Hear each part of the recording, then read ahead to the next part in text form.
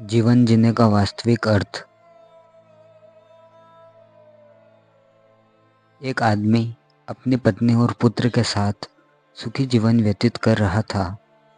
एक दिन अचानक उसकी पत्नी की तबीयत बिगड़ गई और उपचार कराने के पश्चात भी वह स्वस्थ नहीं हुई। लेकिन दुर्भाग्यवश थोड़े दिनों बाद पुत्र को भी रोग हो गया और उसे भी लाख उपचार के पश्चात बचाया नहीं जा सका। अब तो आदमी पर वज्रपात ही हो गया। वह दिन रात रोता रहता, न किसी से कुछ बात करता और न ही मिलता जुलता।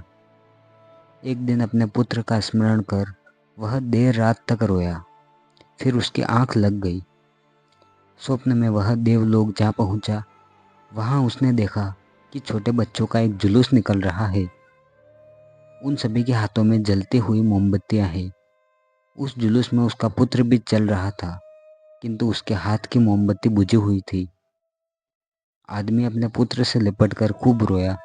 फिर मोमबत्ती बुझने का कारण पूछा तो पुत्र बोला, पिताजी, आप मुझे याद करके बार बार रोते हैं, इसलिए आपके आंसुओं से मेरी मोमबत्ती बुझ जाती है। यह सुनते ही आदमी की नींद खुल गई और उस दिन उसने बच्चे के लिए रोना बंद कर दिया। उसकी याद में अनाथ बच्चों की मदद करना शुरू कर दिया। सार यह है कि रिश्तों से मोह स्वाभाविक है, किंतु मृत्यु के रूप में उनकी समाप्ति पर शोक में डूबने के स्थान पर उनकी याद में रचनात्मक कर्म करने चाहिए, ताकि कुछ बेहतर करने के उल्लास से वे अधिक याद आए।